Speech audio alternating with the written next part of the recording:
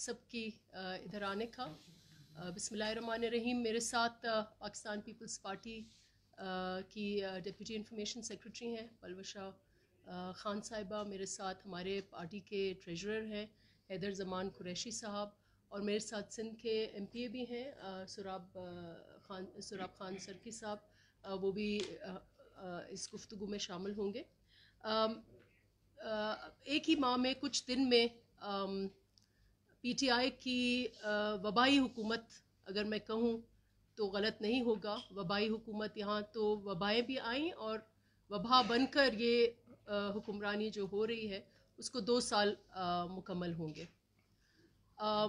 4 दिन पहले, आज चौथा दिन है, चेयरमैन बिलावल भुट्टो जरदारी ने एक बहुत एक्सटेंसिव प्रेस कॉन्फ्रेंस की, जहाँ पर उन्होंने PTI की वबाई हुकूमत पर, उनकी कारकर्दगी पर, उनकी परफॉर्मेंस पर बहुत ज़्यादा सवालात उठाए, और उन्होंने जो इनका एक नैरेटिव था कि करप्शन हम आएंगे तो हम एहतसाब करेंगे, हम करप्शन का ख़ात्मा करेंगे, तो उन्होंने कई एग्ज़ाम्पल्स दिए इनकी करप्शन के ऊपर।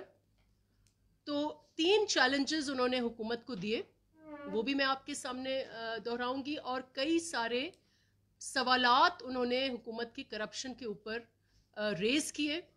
4 दिन हो गए हैं, कई वज़रा आए, एक हमारे सप्ली वाले वज़ीर भी हैं, वो भी आए, बहुत ज़्यादा इनका ऑर्केस्ट्रा और बैंड बाजा बजा, लेकिन सवालात के जवाब जो हैं वो न मिनिस्टर्स दे पाए, न इनके स्पोक्स पर्सन्स दे पाए। 3 चैलेंजेस उन्होंने दिए। पहला चैलेंज तो उन्होंने फ्लोर ऑफ द असेंबली पर कहा था कि मैं मनाजरे के लिए तैयार हूँ। बहैसियत parliamentary party leader Pakistan Peoples Party, Khan साहब को उन्होंने कहा कि कोई भी स्पेस वो खुद चुने, टेलीविज़न पर आ जाएं, जलसों पर आ जाएं, फ्लोर पर आ जाएं, लेकिन एक डिबेट हो जैसे अमेरिका में होता है, बाकी मुल्कों में इलेक्शन से पहले होता है, कि हम इन सारे इश्यूज़ पर डिबेट करें और फिर अवाम खुद जज करे कि हमारे क्वेश्चन जो हैं वो आंसर कर रहे हैं, हमारे इश्यूज़ जो हम रेज़ कर रहे हैं इनकी कारकर्दगी पर। और बकौल इनके खान साहब ने खुद कहा था, मैं हर हफ्ते आऊँगा, हर हफ्ते आपके सवालात के जवाब दूंगा। एक वो चैलेंज। उसके साथ उन्होंने कहा कि आप सिंध की बार बार आप लाड़काने का जिक्र करते हैं और अस्पतालों का जिक्र करते हैं, आप अपनी जो आपकी 2 हुकूमतें हैं सूबों में, वो और वफाक जो आपके पास है, आप NICVT वाला जैसा एक अस्पताल बता दें तो हम कहें कि ठीक है ये आपका, क्योंकि आप भी 7 साल तो रहे हैं खैबर पख्तूनख्वा में। वो और तीसरा सवाल जो उन्होंने रेज़ किया वो कोरोना वायरस के हवाले से जो एक तशवीशनाक फैक्ट सामने आया है कि पिछले कई माह से खैबर पख्तूनख्वा में और पंजाब में टेस्टिंग नहीं हो रही है। उन्होंने कहा कि आप बताएं कि जितनी पर मिलियन टेस्ट सिंध में हो रही हैं, आप हमें करके दिखाएं कि आप खैबर पख्तूनख्वा में भी पर मिलियन उतने ही टेस्ट करें जितने सिंध कर रहा है, और पंजाब भी उतने ही करे जितने सिंध कर रहा है। वो 3 चैलेंजेस दिए, और फिर उन्होंने कई सारे सवाल उठाए, और एक बहुत अहम डॉक्यूमेंट FIA की जो इनकी ज़ेरे निगरानी बनी, इनके टाइम में वो बनाई गई, वो के इलेक्ट्रिक के ऊपर थी, और अबराज का उसमें ना जिक्र जहाँ हुआ वहाँ एक सियासी शख्सियत का जिक्र हुआ कि ये जो एलिगेशंस हैं जिसमें अबराज कैपिटल और वज़ीर आज़म जिनका उसमें नाम देकर उन्होंने कहा कि इनके बहुत गहरे ताल्लुकात हैं, और इनकी जो फंडिंग के हवाले से भी ये इंकशाफात हैं कि ये रेगुलर डोनर हैं। और आपको पता होगा कि अबराज के जो ओनर हैं अकबर नकवी साहब, वो तो बैनुल अक़वामी शोहरत इसलिए उनकी है कि he is facing several money laundering cases, और उनके तकरीबन जो बिज़नेस है इंटरनेशनल बिज़नेस, वो इन्हीं जो इन्वेस्टिगेशंस हैं इसमें उनका बिज़नेस जो है वो ऑलमोस्ट आप कह सकते हैं कि रैप अप हुआ है। तो ये इनके ऊपर सवालात पूछे गए। BRT जो वाइट एलिफेंट है, इस हुकूमत की करप्शन का पूरा के पूरा मलबा जो है वहाँ पर आपको नज़र आएगा। एक एग्जाम्पल है मिस गवर्नेंस एंड करप्शन का, उसके सवालात उन्होंने पूछे। मालम जब्बा के ऊपर सवालात उन्होंने पूछे। तो ये सारे सवालात हैं, इनका अभी तक जवाब नहीं आया। जवाब क्या आया? 2 दिन पहले सोशल मीडिया पर एक धमकी आ गई, और वो एक ट्विटर अकाउंट एहसानुल्लाह एहसान के नाम पे वो धमकी आई है। उस दिन से हम पहले तो उसकी मजम्मत करते हैं, सख्ती से मजम्मत करते हैं, और हमने डिमांड किया। उस वक्त भी मेरा बयान आया, उसमें पार्टी के हर सीनियर लीडर का बयान आया कि हुकूमत वजाहत दे कि ये जो अकाउंट है वो किसका अकाउंट है, और इस धमकी के बाद हुकूमत ने क्या एक्शंस लिए हैं। एक पार्लियामेंट्री पार्टी लीडर है पाकिस्तान की, एक वफाकी जमात का, उसके तहफ़्फ़ुज़ के लिए आपने क्या एक्शन किए हैं। और एहसानुल्लाह एहसान का जो ट्विटर अकाउंट है, इसके ऊपर आपने कोई स्टेटमेंट नहीं दिया कि ये अकाउंट सही है, ये अकाउंट फेक है, इसके पीछे कौन है, और अगर फेक अकाउंट भी है तो who is running the fake account. तो इसका अभी तक हमें जवाब नहीं मिला। और दूसरी तरफ ये सवाल भी फ्लोर ऑफ द हाउस पर चेयरमैन बिलावल भुट्टो जरदारी ने रेज किया, जब एहसानुल्लाह एहसान सेफ हाउस से वो फरार हो गए। ये सवाल भी फ्लोर पर रेज किया गया कि वो कैसे फरार हुए, किसकी उसमें नाअहली है, किसकी नाकामी है, क्या एक्शंस जो हैं वो लिए गए हैं, कोई उसका भी जवाब नहीं। और चंद दिन पहले आपने हाउस में तो देखा कि खान साहब हमें तो कहा इनके मुंह से निकल गया, वैसे मुंह से कई सारी चीज़ें स्लिप हुई हैं उनकी। जापान और जर्मनी एक हो गए, रविंद्रनाथ टैगोर और उमर ख़याम एक हो गए, और पता नहीं कितने स्लिप्स उन्होंने किए हैं। लेकिन उन्होंने फ्लोर ऑफ द हाउस पर कहा कि उसामा बिन लादेन जो है वो शहीद हो गए। उसकी भी हमने बार बार वजाहत पूछी, उसका जवाब भी नहीं आया। तो तालिबान खान जब हम उनको कहते हैं या अवाम भी कहते हैं, तो ये सारे रीजंस की वजह से कहते हैं। अब हम अगेन यहाँ से रिटरेट करते हैं ये डिमांड कि एहसानुल्लाह एहसान के जो अकाउंट से चेयरमैन बिलावल भुट्टो जरदारी को धमकी आई है, उसकी हमें वजाहत चाहिए कि ये कौन है, इसके लिए हुकूमत ने क्या एक्शन किया है। दूसरा जिस इशू पर मैं आपसे बात करना चाह रही थी, और बाकी इश्यूज पर हम मेरे कोलीग्स बात करेंगे, वो जब से PIA के हवाले से वजीर हवाबाजी जून 24 को उन्होंने एक बयान दिया और उसको फिर रिपीट किया, फिर असेंबली में फिर आए, फिर रिपीट किया, और उन्होंने उस बयान में कहा कि पाकिस्तान के 860 पायलट्स में से 262 पायलट्स जो हैं उनकी फेक लाइसेंसेस हैं। डिग्रीज का भी उन्होंने जिक्र किया, लेकिन लाइसेंसेस का उन्होंने कहा फेक है। फिर उन्होंने कहा 40% हमारे लाइसेंसेस जो हैं वो पायलट्स के फेक हैं। उसके बाद एक series of questions, series of bans शुरू हो गई, जिसमें यूरोपियन यूनियन की एविएशन की बॉडी ने PIA को बैन किया उड़ने से उनके एयर स्पेस में, फिर यूनाइटेड स्टेट्स ने बैन किया, फिर एक सीरीज ऑफ लेटर्स के तहत ले ऑफ्स हुए, पाकिस्तान के पायलट्स जहां भी थे वो ले ऑफ हुए। आज तक सिविल एविएशन की और जितनी भी हवाबाजी की एविएशन अथॉरिटीज़ हैं, मिडल ईस्ट से लेकर यूरोप से लेकर अमेरिका तक, वो सवाल पूछ रही हैं कि ये क्या है, और ये कह रहे हैं, हवाला जो दे रहे हैं वो हवाला नहीं दे रहे जो ये कह रहे हैं कि इन पायलट्स को एम्प्लॉय किसने किया। ये पूछ रहे हैं कि वजीर ने जो बयान दिया है उसको रेफर करके हमारे ये सवालात हैं, जब तक ये क्लैरिटी नहीं आएगी आपकी फ्लाइट सब सस्पेंडेड है। आप एयरपोर्ट्स पे आपने विजिट किया होगा कि कैसे क्या वीरानी का आलम है वहां पर, हु का आलम है वहां पर, इतना अफसोस। और डेली के हिसाब से अगर हमारी फ्लाइट्स UK में नहीं जा रही, US में नहीं जा रही, और कैपिटल्स में नहीं जा रही, तो कितने करोड़ों का डेली PIA का रेवेन्यू का नुकसान है। तो कल एक वजाहत में सिविल एविएशन के डीजी ने, एक्टिंग डीजी ऑफ ओमान मस्कत, उनको ख़त के ज़रिए बताया कि ये जो पायलट्स के बारे में जो गुफ्तगू चल रही है वो तो मीडिया कर रही है, ये मिस रिप्रेजेंटेशन है फ्रॉम द मीडिया, और ये पायलट्स के लाइसेंसेस जेन्युइन है और वैलिड है। अब बताएं कि कौन दुरुस्त है इस मुल्क में?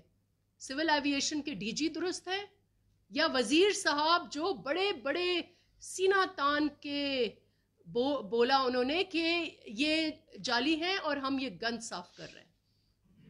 तो जो दुरुस्त है वो रहे, जिसने झूठ बोला है वो घर जाए, क्योंकि इसका नुकसान जो है वो नुकसान हमारी एविएशन इंडस्ट्री को है, जो कई साल पीछे चले गए हैं और बहुत डैमेज हुआ है। ये आपकी एयरलाइंस को डैमेज हुआ है, आपकी एविएशन की इंडस्ट्री को डैमेज हुआ है, और सबसे ज्यादा जिसके बाद हम बार बार कहते हैं ये गद्दारी के दायरे में आता है, आपकी नेशनल प्राइड डैमेज हुई है। क्या ये चीज यहां तक रुकेगी?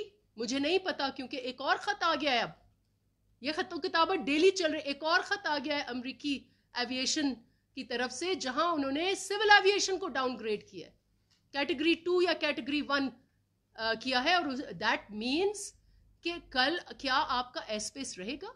क्या आपके एयर ट्रैफिक कंट्रोलर्स को रेगुलेट करने की फ्लाइट्स की इजाजत दी जाएगी या कोई थर्ड पार्टी आएगी? सो द क्वेश्चन, इतना बड़ा लॉस हुआ है इस मुल्क का। हम तो ये बार बार कहते हैं कि दुश्मन, खुदा ना खास्ता दुश्मन भी इतना नुकसान नहीं शायद करे, क्योंकि उसको के लिए तो पूरी कौम जमा होगी उनको फेस करने के लिए, जितना आपके इस मुल्क की इस वक्त जो क़यादत है, जो डैमेज उन्होंने इस मुल्क की, एक मिनिस्ट्री का ये एग्जाम्पल है, बाकी तो एक पूरा अब तसलसल है।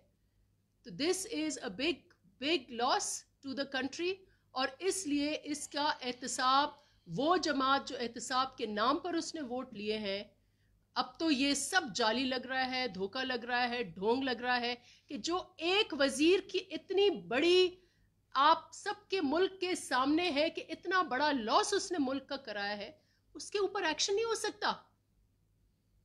तो इसमें क्या, व्हाट इज द रीजन कि एक्शन नहीं हो सकता? अगर एक्शन नहीं होता मींस वजीर आजम उसके साथ है इस अमल में, इसलिए एक्शन नहीं होता। वरना तो ये इनकी तकरीरें आपके सामने हैं, जहां उन्होंने कहा कि अगर एक छोटे से जहाज, बहरी जहाज का साउथ कोरिया में अगर एक्सीडेंट होता है तो वजीर आजम रिजाइन करना चाहिए। हम तो कहते हैं कि आप वजीर को छोड़ें या आप सिविल एविएशन को कहें कि वो रिजाइन करें, क्योंकि द स्टेटमेंट्स आर कॉन्ट्रडिक्टरी। और जो स्टेटमेंट वजीर का आया है उसकी वजह से तो आपकी एक पूरी की पूरी एविएशन मुल्क की तबाह हो गई है। और इस वक्त द शेमफुल थिंग इज कि इस वक्त आपकी डायरेक्ट फ्लाइट्स अब चलेंगी मिडिल ईस्टर्न कंट्रीज की एयरलाइंस, आपका सारा स्पेस और आपकी पूरी ट्रैफिक और आपका पूरा रेवेन्यू जो है वो पहले से ही अनफॉर्चुनेटली लास्ट एविएशन पॉलिसी में ओपन स्काई शुरू हुआ था। अब तो सारा स्पेस आपको उनको देना पड़ेगा, because it will take months before this damage is addressed. और डेली के हिसाब से जो रेवेन्यू लॉस हो रहा है, एक एस्टिमेट के मुताबिक 50 करोड़ अप टू 50 करोड़ हो रहा है। अगर हम गलत हैं, क्योंकि हमारे पास सोर्सेज नहीं है इंफॉर्मेशन के, तो मिनिस्टर बता दे, सिर्फ ये बता दे कि because of grounding of PIA flights, because of grounding of our pilots, because of the entire जो अनसर्टेनिटी है एविएशन में, डेली की बुनियाद पे PIA का कितना रेवेन्यू लॉस हो रहा है, और उसके ऊपर आपकी जो लाइबिलिटीज हैं इन्हीं जहाज़ों की, कहीं ड्राई लीसेस हैं, कहीं वेट लीसेस हैं, वो आपको भरनी है। आपको 13,000 लोगों को सपोर्ट करना है, वेदर दे आर वर्किंग और नॉट। आपके 800 पायलट्स या 600 पायलट्स PIA के हैं, बाकी और में है, उनको आपको सपोर्ट करना है वेदर दे फ्लाई और नॉट। तो ये सारी जो इतनी जो इसमें फाइनेंशियल लॉसेस हैं उसका कौन अजाला करेगा? So this is a major issue. इसको छोड़ेंगे नहीं हम, जैसे मैंने कहा कि आज हाउस में भी, कि इसको हम फॉलो करते रहेंगे, क्योंकि ये जो नुकसान है ये दुश्मन भी नुकसान शायद ना कर सके जितना नुकसान इस गवर्नमेंट ने अपने मुल्क का, अपनी एयरलाइंस का, अपने इदारे का किया है। आपका बहुत शुक्रिया। पलवशा साहिबा आएंगी, कुछ वो भी आपसे बात करेंगे। शुक्रिया। सबसे पहले तो एहसान उल्ला एहसान से जो धमकी दिलवाई गई है, हम समझते हैं कि इसका एक डायरेक्ट कनेक्शन इस मुल्क के वज़ीर आज़म से है। वो एक सोचे समझे बयान को उठकर असेंबली में देते हैं जहां वो उसामा बिन लादेन को शहीद कहते हैं, और जब उस बयान की नफ़ी बिलावल भुट्टो साहब करते हैं तो उनको एहसान उल्ला एहसान ट्विटर पर धमकी देता है ऐसी लैंग्वेज में जो आम तौर पर पख्तूनों की नहीं होती, ऐसे अल्फाज चुने जाते हैं जो आम तौर पर पख्तून नहीं इस्तेमाल करते, और वो धमकी जो है वो दी जाती है। फिर उसका अकाउंट सस्पेंड किया जाता है और फिर अब पता चला है कि वो अकाउंट दोबारा से एक्टिव है। अब बात यह है कि हम ये पूछना चाहते हैं और जानना चाहते हैं कि एहसानुल्लाह एहसान इस वक्त कहाँ है, वो किन हालात में इस मुल्क से फ़रार हुआ और किस एजेंडे के तहत वो अब इस्तेमाल हो रहा है धमकियों के लिए। यानी जिन लोगों को नैब से या केसों से ना डराया जा सके उनको मरवा दिया जाए और धमकियां दिलवाई जाएं दहशतगर्दों के हाथ। आपको याद होगा ये वही हुकूमत है और वही पार्टी है जिसने इस मुल्क में तालिबान, जिन्होंने 70-80 हज़ार पाकिस्तानियों के फौजियों के लॉ इन्फोर्समेंट के खून से हाथ रंगे थे, उनके साथ हाथ मिलाने को बेकरार थे। ये वही हैं जो उनको अपना भाई कहते थे, वही हैं जो उनके दफ्तर खुलवाते के लिए कोशां थे, ये वही हैं जिनको तालिबान ने गारंटर के तौर पर जो है वो नॉमिनेट किया था। लिहाजा हम इसको डायरेक्टली लिंक करते हैं इस हुकूमत से और इस हुकूमत के सबसे बड़े ओहदेदार वज़ीर आज़म इमरान खान से। और अगर कुछ होता है तो वो ये जान लें कि वज़ीर आज़म इमरान खान ही हमारे सबसे पहले जिन पर हम उंगली का इशारा कर रहे हैं अभी से इमरान खान साहब हैं। दूसरी बात ये सिर्फ इधर एक अभी तो खैर जो बच्चे मारे थे एहसानुल एहसान ने APS के, उन शहीद बच्चों के वालिदैन की अभी आंसू जो है वो नहीं सूखे हैं, तो ये अब जो है इसको दोबारा फरार करवाते हैं, फिर उससे धमकियां दिलवाते हैं। दूसरी बात यह है कि एक और आपने बड़ी अहम जो है बात नोट की होगी, कुछ दिन पहले अफगान ट्रांजिट ट्रेड खोल दी गई है। वाघा बॉर्डर के जरिए अफगानिस्तान और भारत के दरमियान ट्रेड को खोल दिया गया। हमें समझ नहीं आई कि क्यों खोला गया। हमें ये नहीं पता कि इससे पाकिस्तान को क्या फ़ायदा हासिल हुआ। हमें ये नहीं बताया गया, पार्लियामेंट में ये नहीं डिस्कस हुआ। सिर्फ किसी वजह से, किसी प्रेशर से, किसी के कहने से भारत को रास्ता दिया गया कि वो खुलकर अपनी ट्रेड करे, अपनी तजारत करे। लेकिन इससे पाकिस्तान का क्या फ़ायदा हासिल हुआ, पाकिस्तान को रुसवाई और पसपाई के अलावा क्या हासिल हुआ, हमें कुछ पता नहीं। और फिर हम 5 अगस्त को तैयारी में हैं कि हम एक और यहाँ ड्रामा रचाएंगे। 5 अगस्त को ये हुकूमत एक नौटंकी कश्मीर पर ये करने के लिए पूरी तैयारी में है कि कश्मीर पर नौटंकी की जाए, और जो इनके हाथों कश्मीर का सरेंडर हुआ है मोदी को, उस सरेंडर को जो है उस पर जो है यहाँ खड़े होकर रोना धोना और नोहा कुना होंगे। लेकिन उससे चंद दिन पहले भारत को फैसिलिटेट कर दिया जाता है। हम ये पूछना चाहते हैं कि आप किस चीज से डरते हैं। हम इमरान खान साहब से पूछना चाहते हैं कि आप क्यों डरते हैं इतना मोदी से। ये कौन सा प्रेशर था, किसने कहा, कौन से मुल्क ने कहा, किस ताकत ने कहा कि आपने बगैर कुछ सोचे समझे, बगैर पार्लियामेंट में लाए, कश्मीर में जो हो रहा है एक तरफ आप उस पर ड्रामेबाजी करते हैं और फिर फौरन आप दूसरी तरफ उनको इतना बड़ा फायदा देते हैं। किसके कहने पे हुआ? पार्लियामेंट को ब्रीफ किया जाए। कहाँ है वजीर खारजा साहब? क्यों नहीं बताते वो कि ये क्या हो रहा है? तीसरी बात हम ये कहेंगे कि काजी फायज ईसा साहब की अहलिया ने कुछ बहुत अहम सवालात उठाए हैं। काजी फायज ईसा साहब की अहलिया के सवालात का अभी तक शायद 24 या 25 में एक जवाब नहीं आया। काजी फायज ईसा साहब की अहलिया के घर के बारे एक नोटिस चिस्पा कर दिया जाता है जिसमें कहा जाता है कि वो FBR पेश हों और उनकी तजलील की जाती है, उनको हरासा किया जाता है उनके अपने अल्फाज में। ये है रियासत मदीना के काजी, रियासत मदीना के काजी जिनके अपने घर वालों को और जिनको हरासा किया जा रहा है। अगर आप उनके घर के बाहर तो नोटिस बेशक आप लगाते हैं बड़े धड़ल्ले से, एक नोटिस मिनिस्टर्स एनक्लेव के बाहर भी चस्पा कर दें वांटेड का। आप हमें बताएं, वांटेड है आपका वजीर मुशीर Roosevelt, Zulfi Bukhari Roosevelt hotel के पीछे रालें टपकाने के लिए। वांटेड है जुल्फी बुखारी इस मुल्क में कोरोना फैलाने के लिए, जिसको अब आप दबाने की और झूठ फैलाने की कोशिश कर रहे हैं। पीआईए को बिठाने वाला कप्तान का वजीर है, वांटेड है सरवर खान साहब। चीनी चोर, आटा चोर, पेट्रोल, ये सब चोरियों के पीछे वांटेड हैं कप्तान साहब के वजीर। आईपीपीस के स्कैंडल के पीछे वांटेड हैं रजाक दाऊद साहब, कप्तान साहब के वजीर। ये बताइए आपकी इन तमाम वुज़रा को जो आपके साथ बैठे हैं, बनारसी ठगों का टोला ना कहा जाए तो क्या कहा जाए? बनारसी ठग अंग्रेज के जमाने में होते थे, जो लोगों को मार तो देते थे, ठग लूट लेते थे, फिर मार भी देते थे, गर्दन मरोड़ते थे। ये वही ठग आज पाकिस्तान पे मुसल्लत हैं, जो न सिर्फ लोगों को लूटते हैं पर बाद में उसकी गर्दन, उनकी गर्दन भी मरोड़ते हैं। ये है पाकिस्तानी अवाम का हाल। अब हम पूछते हैं, हमारे चेयरमैन साहब ने पूछा है, कोई जवाब नहीं आया। हम पूछते हैं, आप दिखाइए, आपका कहना था हमें दिखाइए अलीमा खान साहिबा की रसीदें। जब काजी फायज ईसा की अहलिया से रसीदें मांगी जा सकती हैं तो अलीमा खान साहिबा से क्यों नहीं पूछा जा सकता कि उनके पैसे बाहर कैसे गए? वो दे हमें मनी ट्रेल। कहाँ है बीआरटी का खाता? क्यों 5 साल से आप स्टे उस पे बैठे हुए हैं? कहाँ है मालम जब्बा की असल कहानी, ये बताएं। कहाँ है आपकी बिलियन ट्री सुनामी? 1 अरब ट्रीज लगानी थी, 1 अरब आप बीज फेंक देते ना, उससे भी पौधे उगाते, दरख्त जवान हो जाते। लेकिन आपने क्या किया? आपने 11 खरब के कर्जे लेकर इस मुल्क को और बोझ में डबो दिया। 40% इस मुल्क के कर्जों का इजाफा इस सादिक और अमीन की हुकूमत में हुआ है सिर्फ 2 सालों में। हमें जवाब दें कि आप कुलभूषण यादव का नाम क्यों नहीं लेते?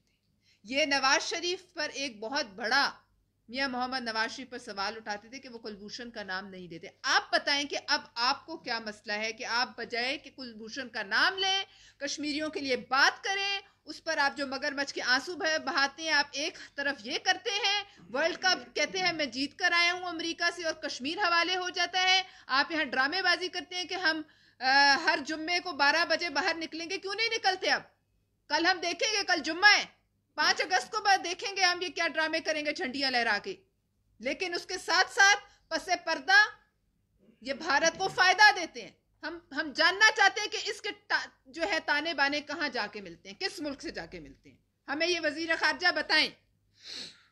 और अगर हम सवाल करें फॉरेन फंडिंग केस का, हम उसके पीछे भारतीय और इजरायली लोगों की फंड, जो डोनर्स हैं उनकी फंडिंग का सवाल करें। हम सवाल करें इब्राज ग्रुप का, हम सवाल करें इनकी करप्शन का, तो फिर ये हमें मौत की धमकियां देते हैं। पहले भगाते हो फिर धमकाते हो। इससे कोई डरने वाला, अगर आप समझते हैं इससे कम से कम बिलावल भुट्टो डर जाएगा तो आप किसी बहुत बड़ी भूल में है। ये वो नहीं है जो बहनों को घर पे छोड़ के सीढ़ी लगा के दीवार फैलांग जाए। ये उस माँ का बेटा है जिसने आंखों में आंखें डाल के दहशतगर्दों को ललकारा था और जान दी थी सड़क के ऊपर। ये ना भूलो न्याजी साहब। बहुत शुक्रिया। आए एक हैदर जमान साहब कवर तो कर ही लिया।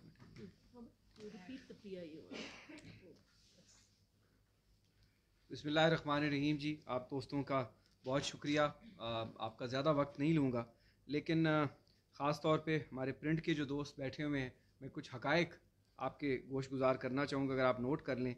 एक नंबर है 530-572-047, 530-572-047।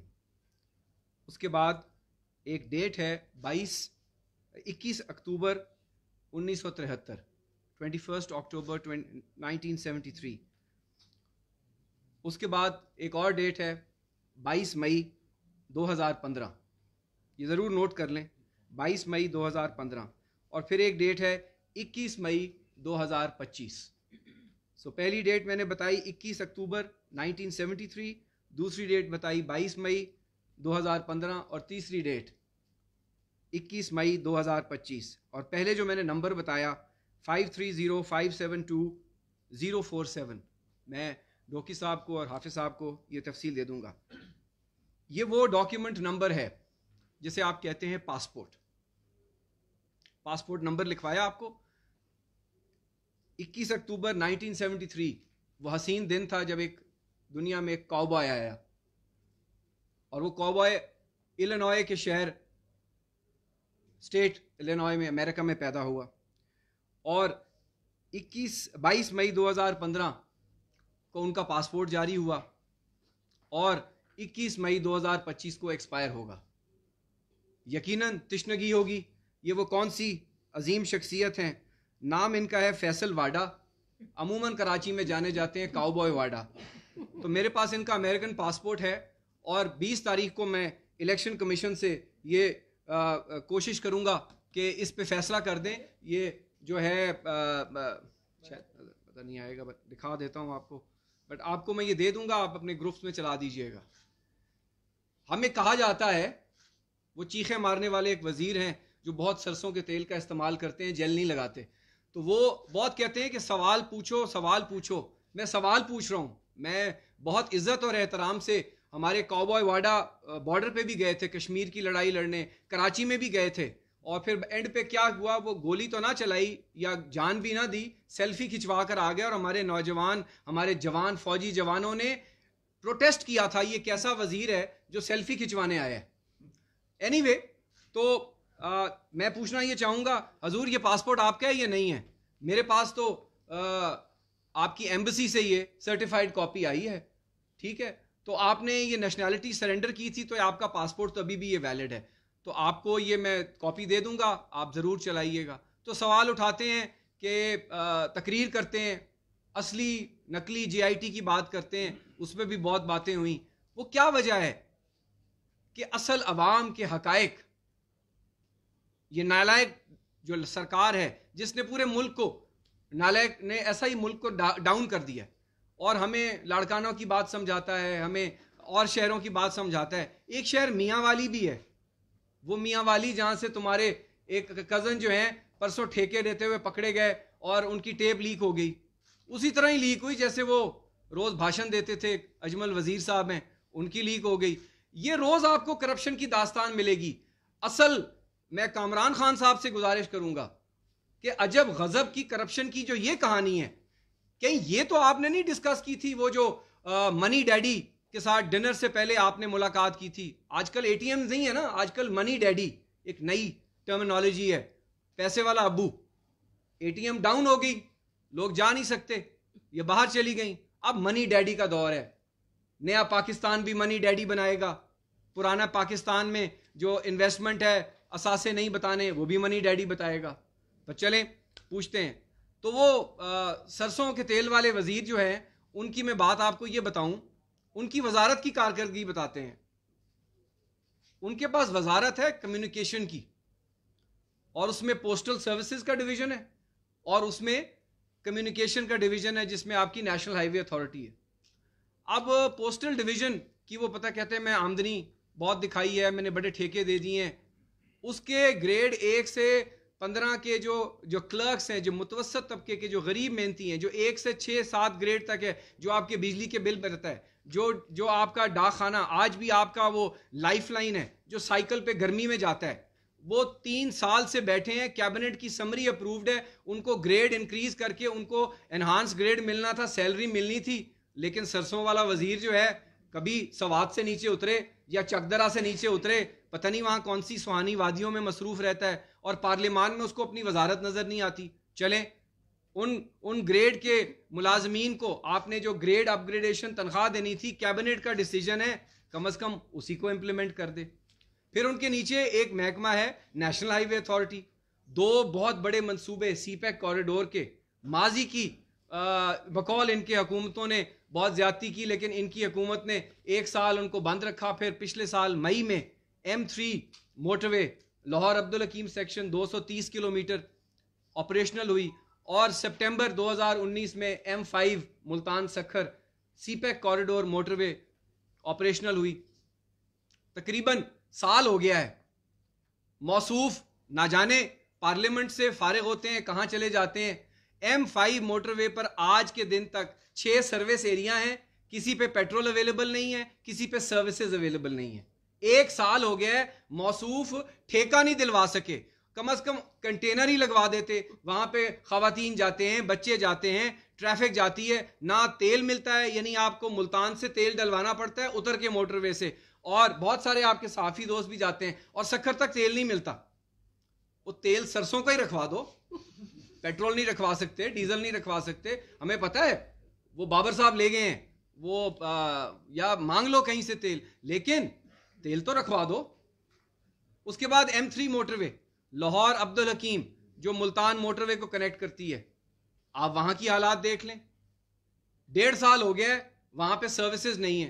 तो ये किसने खड़ी करनी है सर्विसेज? सर्विसेज का ठेका किसने देना है? क्या ठेका इसलिए नहीं दे पा रहे कि अजमल वजीर की तरह कमीशन पे टैक्स लग गया है, वो टैक्स हमें नहीं मिलेगा, तादाद कम हो गई है? तो मैंने रेहम खान की किताब नहीं पढ़ी, मैं आपको दयानतदारी से बता रहा हूं ना, मुझे पढ़ने की जरूरत है, क्योंकि पिछले 24 महीने से रोज रात एक नई किताब लिखी जाती है, पुरानी को तो पढ़ने का टाइम ही नहीं मिलता। ऑडिटर जनरल की रिपोर्ट देख लें, 270 अरब की अजब गजब की कहानी। और मुझे वाकई हमदर्दी है दुनिया टेलीविजन से कि वो वसीम अकरम साहब जो हैं गायब क्यों हो गए। 7 बजे उन्होंने एक इंटरव्यू देना था, वो क्या इतने मुश्किल सवालात थे जो टाइप करके भिजवाए गए थे, लेकिन वसीम अकरम प्लस ना जाने अपनी किस मेहनती मोड में थे कि वो अवाम के सामने नहीं आ सके, लेकिन डट के खड़ा है कप्तान और डट के खड़ा है वसीम अकरम प्लस। अब आ जाए इकॉनमी पे, वो कहते हैं इकॉनमी की बात करें। इकॉनमी की बात मैं यहां से शुरू करता हूं, क्योंकि ज़राअत बहुत एक अहम हिस्सा है फूड सिक्योरिटी पाकिस्तान की। ज़राअत 23% GDP में कंट्रीब्यूट करती है, और बिल वास्ता तरीके से उसमें फ्रेट है, कैरेज है, कॉन्ट्रैक्टर्स हैं, एलाइड इंडस्ट्री है। अगर आप उसका हुजूम डालें तो 38% कंट्रीब्यूशन है ज़राअत की। और इस वक्त जब नालायक डाउन इकोनॉमी, नालायक के नीचे मनफी जो है ग्रोथ पे है, तो आपकी ज़राअत ने आपको 2.7% ग्रोथ दी। उस ज़राअत को लॉलीपॉप दिया कि हम सब्सिडी दे रहे हैं खाद पे। मैंने फर्टिलाइजर मैन्युफैक्चरर सबको खत लिखा, मैंने बताएं सब्सिडी, कहते हैं कैसी रंगीली सरकार है, कैसी नौटंकी सरकार है, कौन सी सब्सिडी? हमने तो पिछले साल जो हमें सब्सिडी हमने अपनी जेबों से दी है वो इस हुकूमत ने दी, तो इस साल कौन सी सब्सिडी देंगे? आज किसान DAP और यूरिया के लिए रो रहा है। और ये ऐसी रंगीली सरकार है कि मई जून में नई फसल आई, किसान ने अपनी जान का नजराना देकर आपको 25 मिलियन प्लस जो है फसल दी है, और गंदम शॉर्ट है। 860 रुपए का थैला 1100 का मिल रहा है। तो मुझे बताएं, चेयरमैन साहब ने सही कहा, आप हर चीज का नोटिस लेते हैं, मोदी का भी नोटिस ले लें, इलेक्शन से पहले तो नोटिस लिया था।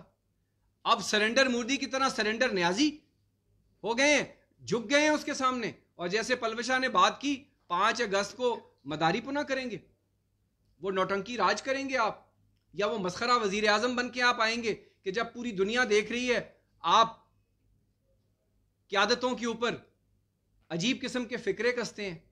देखिए, अगर हमने ये मवाजना करना शुरू कर दिया कि क्या चीज थोड़ी होती है तो फिर थोड़ा नतीजा आता है, और क्या चीज ज्यादा होती है तो ज्यादा नतीजा आता है, तो फिर मोहब्बत हो जाए तो फिर बच्चे थोड़े आते हैं, अगर ज्यादा मोहब्बत हो जाए तो फिर LA से लेकर पता नहीं कहां कहां तक बच्चे ज्यादा हो जाते हैं। तो ये मवाजने मत करें। अगर हमने मवाजने शुरू कर दिए तो फिर हम बताएंगे कि जब गंडापुर साहब शहद की बोतल लेके KPK से चलते हैं तो एक होती है, बनी गाला तक कितनी हो जाती हैं। तो ये हम बातें नहीं करना चाहते, हम तो हकायक पे बात करेंगे। और 4000 अरब आपने इकट्ठे किए, 5 FBR के चेयरमैन चेंज कर दिए, पंजाब में बल्दियाती निज़ाम का कला कमा कर दिया, लेकिन 5 चीफ सेक्रेटरी चेंज कर दिए, और नासिर खान दुरानी के बाद 5 IG आपने चेंज कर दिए। मुझे आप बताइए, 3 कॉमर्स सेक्रेटरी चेंज कर दिए, 4 पावर सेक्रेटरी चेंज कर दिए। क्यों? ये कोई बॉलिंग का मुकाबला हो रहा है? ये कोई T20 हो रहा है? आपके साथ कौन साजिश कर रहा है? और जैसे नफीसा साहिबा ने कहा, अजब गजब की कहानियां अब हम आपको हर हफ्ते देंगे, हर वजारत की देंगे। और PIA पे मैं जरूर बात करना चाहूंगा। PIA के एयर मार्शल साहब जो हैं रिटायर्ड, अब उन्होंने कल कह दिया है कि अमेरिकी सदर इसमें इंटरेस्टेड थे रोजवेल्ट होटल में। अब देखिए, ये भी एक अजब की कहानी है कि एविएशन डिवीजन के नीचे PIA का असासा रोजवेल्ट होटल, लेकिन तर्जुमानी और उसकी वजाहत करते हैं वो मावन मायूसी जो हैं ओवरसीज पाकिस्तानीज के, वो बुखारी साहब जो हैं, वो उसका बता रहे होते हैं कि ये नहीं बिक रहा। भाई हमें पता है ये नहीं बिक रहा, आप अभी थोड़ी बेच रहे हैं, आपने तो एडवांस में सौदा कर दिया है। आपके जो मुसरत हैं, आपकी जो खुशियां हैं, लंदन से चलती है वो खुशी, वो घूमती घुमाती आप तक आ जाती है। अब आप कहते हैं, और आपने भेज प्राइवेटाइजेशन को दिया और हमें चूना लगा रहे हैं, हमें बता रहे हैं कि ये जॉइंट वेंचर होगा। जॉइंट वेंचर करें ना शौकत खानम के साथ, जिनको आप अमेरिका का होटल बेच रहे हैं उन्हीं के हवाले कर दें ना। बनी गाला के 300 कनाल हैं, वहां उनको कहें ट्रंप टावर बनाएं। आपके जो यार हैं, फाइनेंसर हैं, जो इजरायली इंडियन नेक्सस है, और मैं इलेक्शन कमीशन से मुतालबा करूंगा कि हिम्मत कर लें। अब शायद बैसाखियां आगे पीछे हो गई हैं, इत्तेहादी भी लड़खड़ा रहे हैं, सुन लें, कौम को वो बताएं वो मनी लॉन्ड्रिंग, वो कहां से अकाउंट्स आए, किस किस कंपनी से। और फिर जो हमारे कचरा डंपर वजीर हैं, क्या नाम है, जैदी साहब, हाँ कचरा डंपर है ना वो, तो उन्होंने कचरा डंप किया। उनको मैं ये बताना चाहता हूं कि JIT का मतलब ही समझ लें। जो जाहिल लोग हैं उनको तो समझ नहीं आती, आप तो अक्लमंद लोग हैं, आप तो पढ़े लिखे आदमी हैं। अगर एक रिपोर्ट सिंध हाई कोर्ट में जमा हुई है, एक रिपोर्ट जिस पे पाकिस्तान के 7 बड़े नामवर इदारों के लोगों ने दस्तखत किए हैं, तो आप उनकी तस्दीक कर रहे हैं, यानी आप उस अदलिया की तस्दीक कर रहे हैं जिसने ये रिपोर्ट पढ़ी अपनी आंखों से। आप उसको बता रहे हैं कि आपके सामने जो रिपोर्ट है वो आप पढ़ नहीं पाए, और जो आपने पढ़ी है वो असल रिपोर्ट है। ये रिपोर्टें जो हैं ये सिर्फ मंजर कशी है, ये सिर्फ वो कहते हैं ना कि आवाम को, मीडिया को एक ट्रैक करना है। कभी किसी खातून को पेश कर देते हैं, हमें पता है 4थे फ्लोर पे खवातीन पेश होती थी, लेकिन इन खवातीन के पेश होने से कुछ फर्क नहीं पड़ेगा। आपकी बैड गवर्नेंस, आपकी करप्शन की कहानियां, तेल गायब हो जाता है, 300 अरब रुपया बनाया है, पाकिस्तान की अवाम की जेबों पे डाका डाला है एक रात में, जो 25 रुपए का तेल इन्होंने बढ़ाया, और अद्वियात, उसके बाद आटा, उसके बाद चीनी। और मैं आपको दोबारा बता रहा हूं, आटा दोबारा शॉर्ट होने जा रहा है। मैं आपको एडवांस में बता रहा हूं, जितनी मर्जी इंक्वायरियां कर लें, क्योंकि आपको पता ही नहीं है आपके साथ क्या हो रहा है। और आपने पींघें बढ़ाई हैं उस नरेंद्र मोदी के साथ, जो कश्मीरियों के साथ वही कर रहा है जो इजरायलीज कर रहे हैं फलस्तीनियों के साथ। सिटीजनशिप एक्ट को लाना, उनकी उसको जो है एक्वायर करना, उसको सूबा डिक्लेयर करना। ये ना हो कि जिस तरह चीन ने लद्दाख में मोदी की धुलाई की है, पाकिस्तान की अवाम ऑपोजिशन के साथ मिलकर तुम्हारी भी धुलाई करे, ऐसी ही धुलाई करे कि फिर तुम्हारे टाइगर फोर्स तुम्हें बचाया नहीं सकेंगे। ये टाइगर फोर्स जो भत्था ले रहे हैं आजकल दुकानों पे जाकर दुकानदारों से, हम आपके सामने वो भी शवाहिद लाएंगे।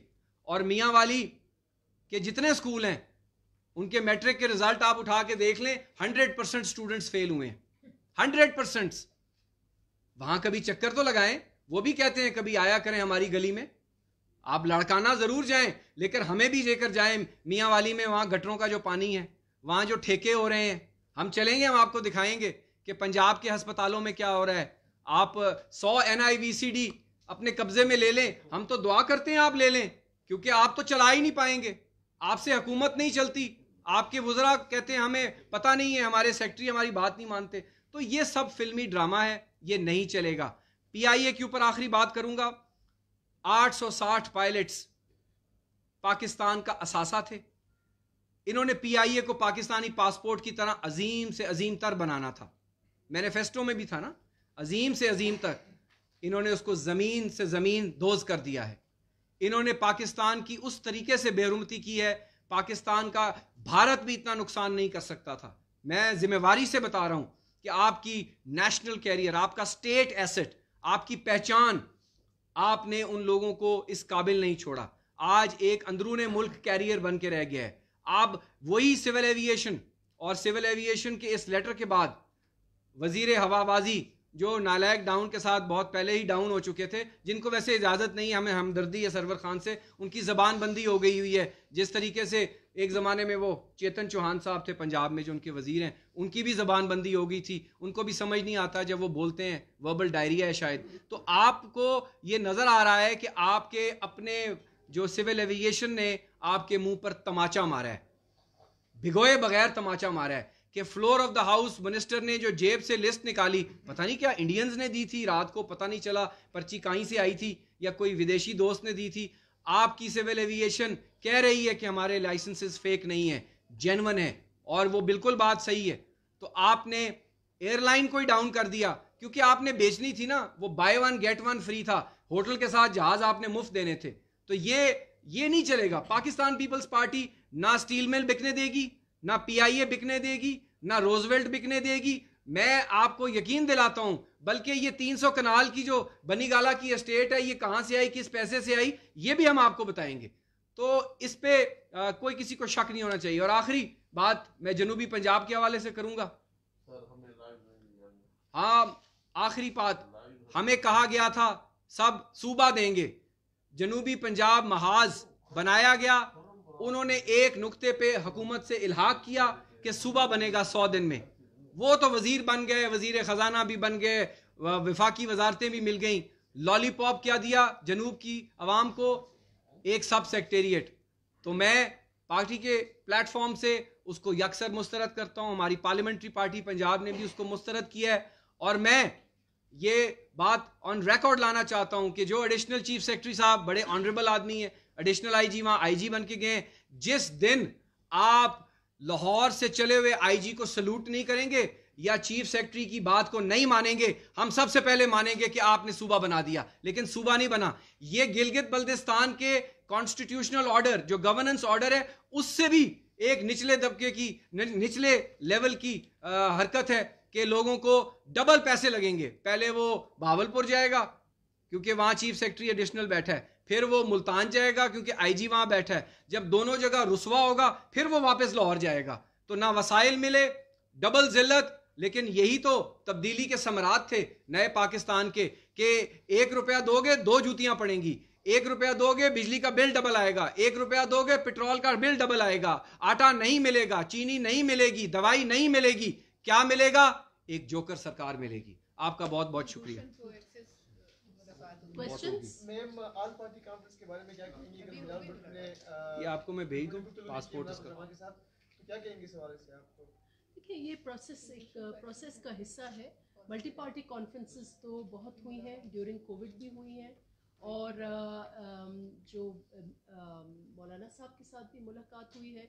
यकीनन हमारी पार्टी जो है वो अलायंस बिल्डर है। हमारी एक तारीख रही है कि हमने अलायंसेस बिल्ड किए हैं, और कोशिश होगी जितना जल्दी कि वो हो। लेकिन इससे बिल्कुल हमें कोई नहीं रोकता कि हम जो हुकूमत है उसकी नाअहलियों को एक्सपोज करें। और आपने देखा होगा कि वो इतने ख़ाइफ हैं कि चेयरमैन जब एक प्रेस कॉन्फ्रेंस करते हैं तो उसके नतीजे में जवाब नहीं आते, उल्टा धमकियाँ आ जाती हैं। डॉक्टर साहब, ये बताएं कि अभी आपने कहा कि बिलावल भुट्टो को धमकियाँ मिल रही हैं। बीबी जब जिंदा थी तो हमें इत्तफाक है कि मौजूद थे, तो उस वक्त भी बीबी को जो लोग धमकियाँ देते थे, फिर आपकी पार्टी ने उनको गले लगाया, उनका हरीफ बने। तो कल ऐसी सूरत हाल अगर आ जाए तो आपका और कुरैशी साहब इस पर क्या? देखिए, अभी तो इस वक्त एक जो एक टेररिस्ट है जिसका ताल्लुक आप तहरीक तालिबान से है, उसका स्पोक्स पर्सन रहा है। और एपीसी हाल ही में जो कुछ साल पहले एपीसी का टेररिस्ट अटैक हुआ था, उसके बाद एक नेशनल एक्शन प्लान के तहत सारी जमातों ने ये अग्री किया कि न सिर्फ दहशतगर्द बट उनके सहूलतकार भी जो होंगे उसको भी हम टेररिस्ट समझेंगे। तो ये हमारे सवालात जो हैं इस वक्त, चेयरमैन बिलावल भुट्टो, सियासत में कोई हरफ आखिर नहीं होता। हम पीटीआई के साथ असेंबलियों में साथ बैठे हैं, वो हमारे अपोजिशन थे। और वो आपने तस्वीरें वो भी देखी होंगी कि खुर्शीद शाह साहब खिताब कर रहे हैं बहैसियत अपोजिशन के लीडर, और पीछे खान साहब खड़े हुए हैं। पीटीआई पॉलिटिकल पार्टी है, लेकिन इस वक्त उनके पास हुकूमत है और ये जिम्मेदारी उनकी आती है कि पाकिस्तान के हर शहरी को प्रोटेक्ट करें, इंक्लूडिंग चेयरमैन बिलावल भुट्टो जरदारी। और इस वक्त जो सोशल मीडिया के तहत एक धमकी आई है, पहले तो हमें उसकी वजाहत करें। This is a right to ask government. Punjab के हवाले से आप क्या कहें? पंजाब में भी आपको गले लगाना पड़ गया पीटीआई को, तो फिर क्या करेंगे? फिर आपकी ये बातें कहाँ आप खड़े? गले तो उसको लगाएंगे जिसके हाथ बाकी रहेंगे, जिस्म बाकी रहेगा। इस पाकिस्तान की गरीब, रुसवा, भूखी और भूख में डूबी हुई, अफलास में डूबी हुई जो अवाम है ना, वो इनके बखरे निचोड़ेगी। आपने देखा वो जो मौसूफ वजीर हैं जिन्होंने कहा कि कोविड-19 किस्म की होती है, वो अपने हल्के में गई हैं तो जूतियों की मालों से उनका इस्तकबाल हुआ। आपने देखा कि वजीर जो मायूसी हैं जो अब ख़जाना को चलाते हैं, वो जब बजट तकरीर देने जा रहे थे तो उनका कैसा घिराव हुआ।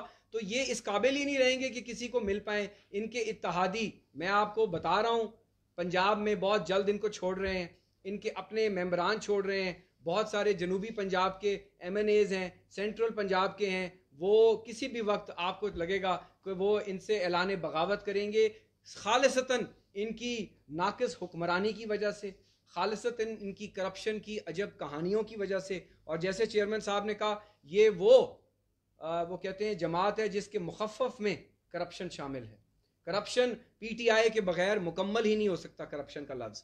तो जहाँ करप्शन वहाँ PTI, तो जहाँ जुल्म वहाँ PTI, जहाँ अवाम के हकूक़ पर डाका वहाँ PTI, जहाँ पाकिस्तान की तारीख़ में एक डोंकी राजा सरकार कोई पूछेगा या यू टर्न सरकार पूछेगा तो बच्चे आगे आंसर में लिखेंगे कि PTI सरकार। जहाँ पे गरीब अवाम के साथ धोखा किया गया है, जो कंटेनर पे अभी भी खड़ी है काम। और मैं आपको एक मिसाल दे दूं, आपने सवाल किया, थोड़ा सा सीरियस है मामला। जो मुर्गा होता है ना, वो अजान देता है लेकिन वो नमाज नहीं पढ़ता। तो रंगीला वजीर आज़म जो है वो तकरीर करता है, उस पर अमल नहीं करता। तो ये इनकी डेफिनेशन है दो लफ्जी। तो ये जो बात कहते हैं वो उस पर खुद इनको पता नहीं होता, इनके नीचे डॉलर बढ़ जाता है, तेल गायब हो जाता है, चीनी गायब हो जाती है। तो हमें इस किस्म के मस्खरों से अब इनके लाने वालों को भी हम इल्तजा करेंगे कि बहुत हो गई। अब पाकिस्तान में संजीदा हुक्मरानी की ज़रूरत है। 20 अरब रुपया रोज़ाना आप कर्जा ले रहे हैं, 20 अरब रुपया, 11 ट्रिलियन जैसे पलवशा ने कहा है। आप 67% डेट टू GDP रेशियो था 2017 में, आज 89.9% है। यानी अगले साल 100% आपका जो डेट है आपकी आमदन के बराबर हो जाएगा। ये कर्जे ले रहे हैं, कोई माजी की हुकूमत नहीं। 2200 अरब जो है सर्कुलर डेट हो गया है। तो इस पे पूरा अलहदा प्रेस कॉन्फ्रेंस कर लेंगे, लेकिन हम इनको गले नहीं लगाएंगे। ये इस काबिल ही नहीं रह जाएंगे गला काट लेंगे कि हम इनके गले लगाएंगे। शुक्रिया, बहुत शुक्रिया।